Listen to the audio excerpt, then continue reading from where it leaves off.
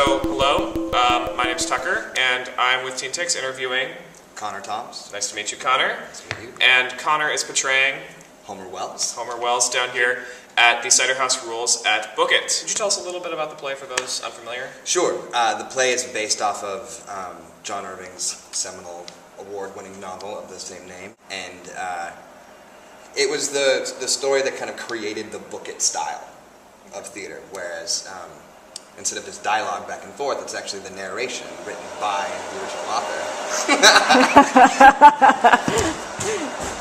Awesome. It's okay, we can hold. That concludes our interview. Thanks. Well done. People just doing their job. Do you have audience sitting on both sides? Yeah.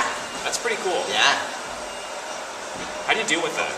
It's crazy. Yeah. It's great. The coolest thing about doing it is recognizing the fact that no matter what you're doing, not everybody's going to be able to see it perfectly. Right. So it actually frees you up in a weird way to be a little more organic. Oh, okay. And so they get a show, and they get a show that's never going to be the same. You were, I guess, explaining before we started vacuuming. Right.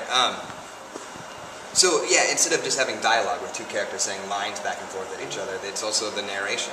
So a couple of my lines are, Homer walked down the stairs to meet so-and-so and said, and then I actually say the line. Not so many theaters do that, and Book-It does it specifically. And this was their first full-length production where they had ever done that. So this play is heavy stuff, though. Very. I mean, this is an orphan is adopted by an abortion doctor at a time when abortions are still banned. Mm-hmm. I mean, what is it about this play that says teenagers should come see this? Even with it being legal, it's still a hot topic, Yeah. and it's debated, and that's what this show is. I wouldn't say that this show necessarily points to right or wrong. It's not, because it's not a black and white matter. It's so much gray matter that's in there, and that's what the show's about. It's about the debate. It's not you're bad for thinking this or you're right for thinking this. It's you have your opinion and let's talk about it. And abortion, if I understand it, is not the only theme that this play discusses and explores. No. I mean, it follows your character's life over the course of how many years? 40. 40? Yeah. And so do you play it that entire time? Yeah. Okay, and how old is he when he starts about? Born. Born. All right. The first time you see me, I'm actually being born. Interesting. And then the very last minute you see me, I'm 40 years old. Have you done, I guess, a spread that broad before? Never. What was that like, kind of thinking about how the character develops? Intimidating. Yeah? Yeah, very much. I did Hamlet. Yeah. I did Hamlet, and I thought that was huge. And this is the biggest thing I've ever done. I have 5 hours worth of dialogue memorized at this point. Wow. Yes, and I remember it, but I forget, to do my laundry. I forget, to pay my bills. I forget, when I'm supposed to wake up on time because I have so much information stuck in my head right now. But I wouldn't change a second of it. This is the best thing that's ever happened to me. You were, of course, as you know, our first interview that got put up on the blog. Right. It's an exciting moment for teentix. I'm very proud of it myself. It's like Thank getting you. a driver's license. And actually, our first interview was like puberty. What have you been up to since then, in between these two very large, heavy, big shows? I've done a lot of theater since then. I've been lucky to continue to work. Mm-hmm. Mostly Seattle Shakespeare Company, which is a company that's been very good to me. Mm-hmm. Personally, I just got engaged. Oh, congrats. Thank you very much. To another local actress here in town.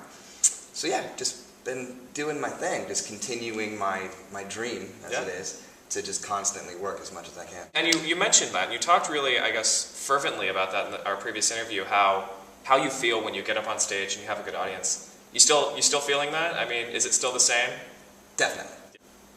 The adjectives are hard to come by, but I know that when I'm on it, when I'm nailing it, and it feels good, and I can tell that the audience are there with me, that there's that special shared connection that's going on.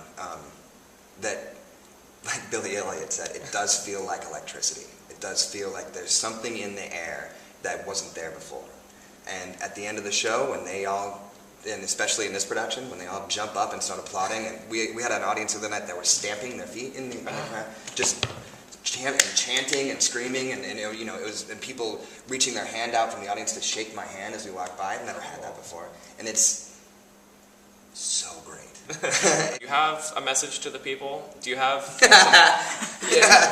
do you have a message to teens who would be interested in this, doing what you do, and want to break into it?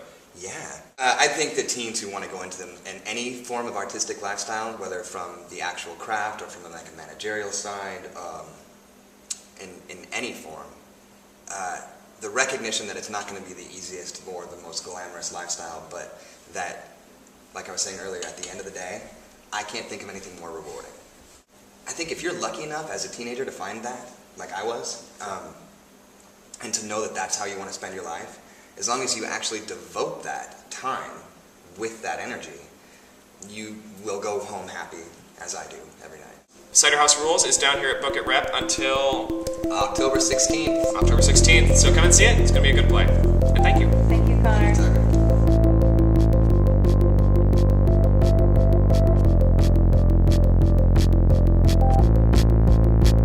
What?